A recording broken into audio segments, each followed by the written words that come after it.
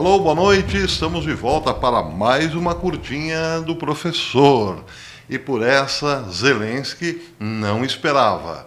Líderes europeus se reunirão amanhã para discutir se vão mesmo enviar tropas terrestres para a Ucrânia. A perspectiva é que não. Sim, no jogo de apostas, 70% diz que não.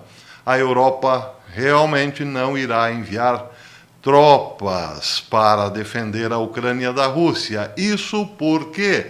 Tchananã. Bem, hoje de manhã eu li para vocês aqui um artigo muito queixoso da BBC, dizendo que Trump virou as costas para a Europa. E agora, quem irá nos defender?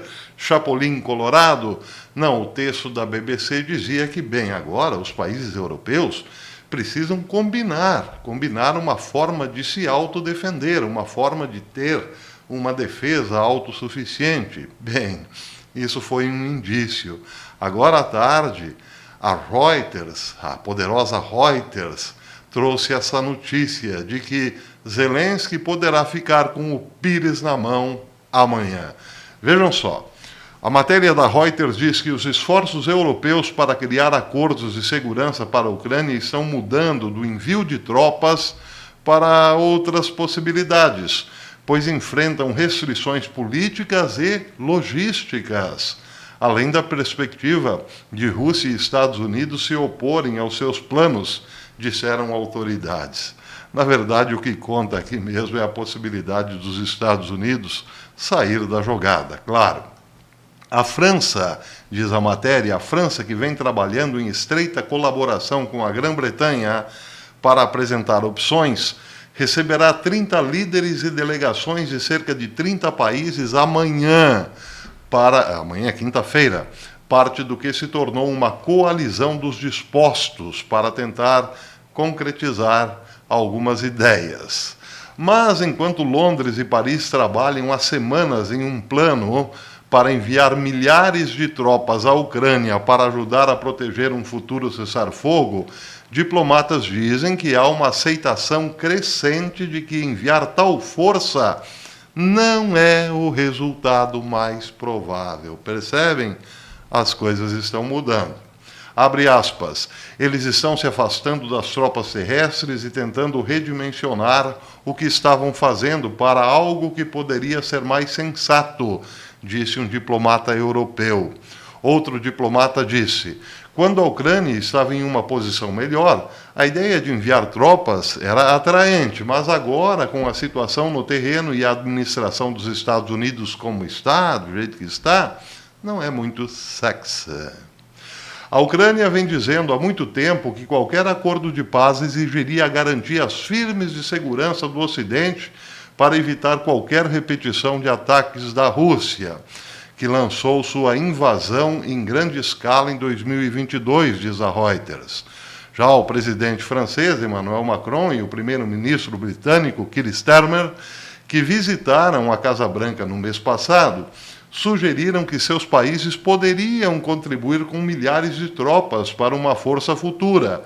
Mas eles também buscam agora, infrutíferamente, alguma forma de backstop, por assim dizer, de Washington, sem especificar o que isso significa ou o que isso implica. Já Moscou, por sua vez, diz que nunca concordará com nenhuma proposta de países da OTAN para enviar tropas à Ucrânia. E o presidente Donald Trump, que mostrou, diz aqui, isso é matéria da Reuters, que mudou de política abruptamente para aceitar a narrativa da Rússia sobre o conflito, não é bem assim, mas nós entendemos, é a Reuters falando. Elogiou inicialmente as propostas britânica e francesa de enviar tropas e disse que achava que a Rússia concordaria com elas. Não é bem assim, mas é a Reuters falando, vocês sabem, né? Mas aí no outro parágrafo ela meio que se corrige.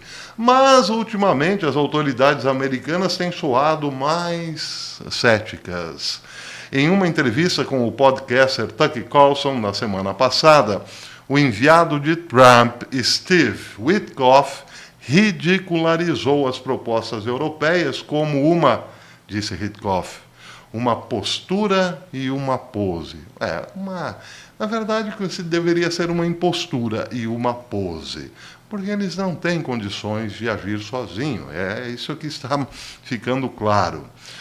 Agora, uma alternativa, uma provável alternativa para os europeus. Essa é a parte, digamos assim, mais pró-Europa, ou melhor, mais pró-Zelensky, que foi possível encontrar nesse artigo da Reuters.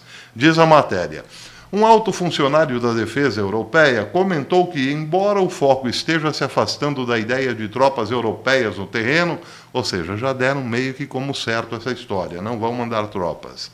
Isso não significa que países individuais, disse esse militar, isso não significa que países individuais não terão soldados destacados para a Ucrânia para fornecer treinamento e outro suporte. Mas quem mandaria por conta própria os seus soldados? Por enquanto, devemos acreditar que apenas França e Grã-Bretanha, mas no final das contas, um acabará pulando fora, certamente, aquele que tiver mais crítica interna. Bem, finaliza a Reuters. Mesmo que uma grande força terrestre europeia não seja vista como provável agora, planos ainda estão sendo feitos para manter uma opção, ou pelo menos opções, mas pelo menos uma opção em aberto.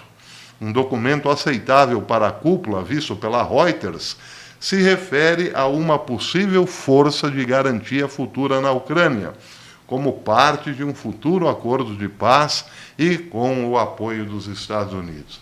Finalizando, para resumir tudo, sem os Estados Unidos, eles não farão nada. E aí, claro, fica a questão: como convencer Donald Trump a pagar, a sustentar tropas europeias na Ucrânia? Os planos de Trump, como todo mundo sabe, e quem assistiu o vídeo da manhã saberá ainda mais, são bem outros do que continuar alimentando navios europeus, tropas europeias, guarda-chuvas de proteção e assim por diante. Basta ver o vídeo da manhã, que lembra, que a BBC, aliás, lembrou do que Trump havia escrito há 40 anos atrás. É o mesmo Trump de hoje. Agora, por falar em Trump, a briga de Trump é interna, continua sendo contra os juízes. Preste atenção, duas matérias importantes nesse sentido. As duas publicadas agora, uma pelo Gateway Pundit e outra pelo Breitbart News. A do Gateway Pundit diz o seguinte: um soco no estômago dos defensores da segunda emenda. A Suprema Corte confirmou hoje uma regra do governo Biden que reprime as armas fantasmas, aquelas armas de fogo não rastreáveis que patriotas e amadores há muito estimam como um símbolo da liberdade americana. Com uma decisão de 7-2, o tribunal deu sinal verde para uma abordagem radical exagerada do Bureau de Álcool, Tabaco, Armas de Fogo e Explosivos, que exige números de série, verificações de antecedentes e verificação de idade para kits de armas comprados online. No ano passado, diz a matéria, um painel de 3 juízes do 5º Tribunal de Apelações dos Estados Unidos disse que uma regra de 2022, voltada para armas que poderiam ser construídas a partir de kits ou peças compradas online, sem verificação de antecedentes, excedia a autoridade da agência. Todos os 3 juízes do painel foram nomeados, pasmem por quem? Pelo presidente Donald Trump. Lá acontece essas coisas também. E a outra notícia sobre esta batalha hercúlea de Donald Trump dentro do seu país diz o seguinte: um trio de juízes federais da Califórnia declarou ontem que o presidente Trump deve receber cerca de 40 mil refugiados aprovados pelos representantes do presidente Biden. Abre aspas. Acolhemos com satisfação esse alívio contínuo para dezenas de milhares de refugiados que agora terão a oportunidade de recomeçar suas vidas nos Estados Unidos, disse Melissa Kinney, advogada progressista do Projeto Internacional de Assistência a Refugiados, que é financiado por elites e antifronteiras, ou seja, elites globalistas, né, que querem colocar as fronteiras abaixo. Em um segundo tribunal em Seattle, outro juiz federal ordenou que o governo Trump continuasse pagando as agências quase governamentais que acomodam os refugiados em moradias, escolas e locais de trabalho dos americanos, como em Springfield, Ohio. As preferências políticas dos juízes serão provavelmente apeladas pelos deputados de Trump. As decisões contradizem sua alegação legal de que o presidente tem autoridade total sobre quem pode cruzar a fronteira dos Estados Unidos. As opiniões dos juízes também contradizem o mandato eleitoral de Trump de reduzir o fardo cívico de imigração.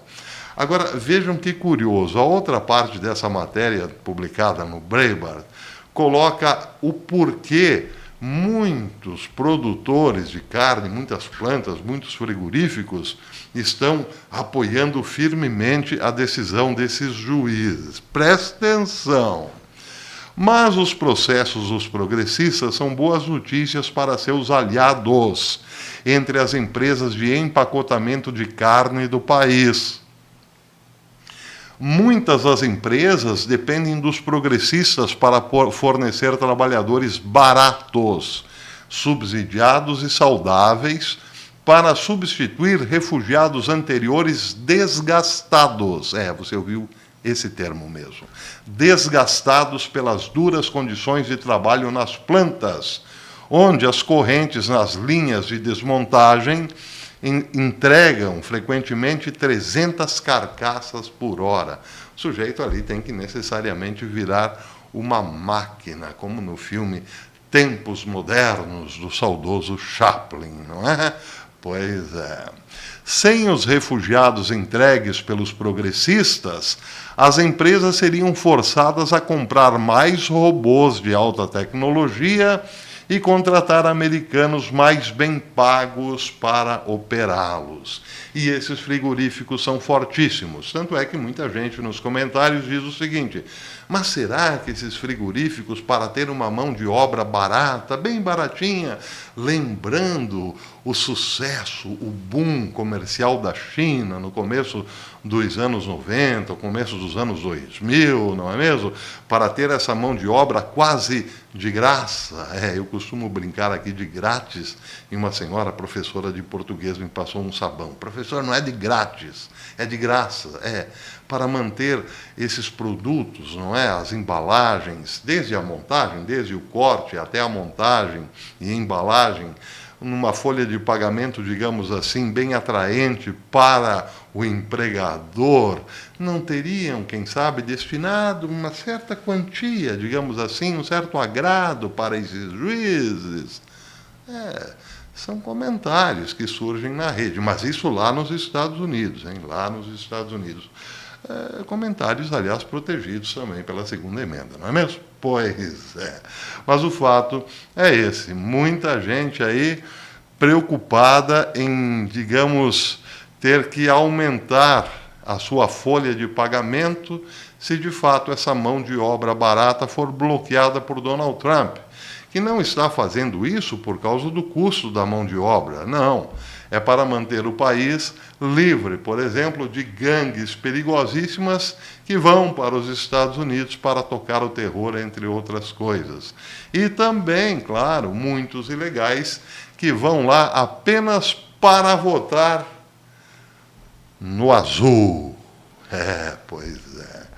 Bem, em relação aqui a esse projeto, é um projeto internacional de assistência a refugiados, existe como organização de política de imigração de centro-esquerda que busca liberalizar políticas de imigração para os Estados Unidos e status de refugiado.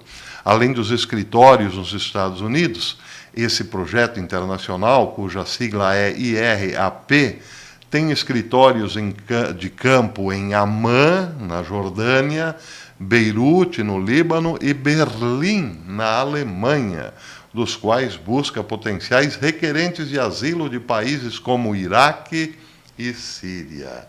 E aí fica aquela pergunta: será que iraquianos e sírios iriam para os Estados Unidos apenas para cortar carne? Essa é a questão também, entre outras coisas. Bem, por enquanto é isso. Você sabe que aqui nesse canal você fica bem informado. Então, eu gentilmente peço que você ajude esse canal a continuar existindo, tornando-se membro do canal, entrando para o clube de membros aqui do canal, que é baratíssimo. É bem mais barato que um ovo por mês, muito mais barato. É barato para você, mas muito importante para nós. Nos ajuda a continuar aqui por pelo menos mais algum tempinho. E lembra os amigos também a se inscreverem no canal. Nós temos um sonho, eu tenho um sonho. I have a dream. Chegar a 500 mil inscritos até o final do ano. Tem tempo, mas como as coisas são muito lentas aqui nesse canal, quem sabe o plano aí de chegar a 500 mil se concretize, mas eu preciso, claro, da sua ajuda. Então, inscreva-se no canal, acione o sininho para receber as notificações dos nossos vídeos. E até amanhã, se Deus quiser.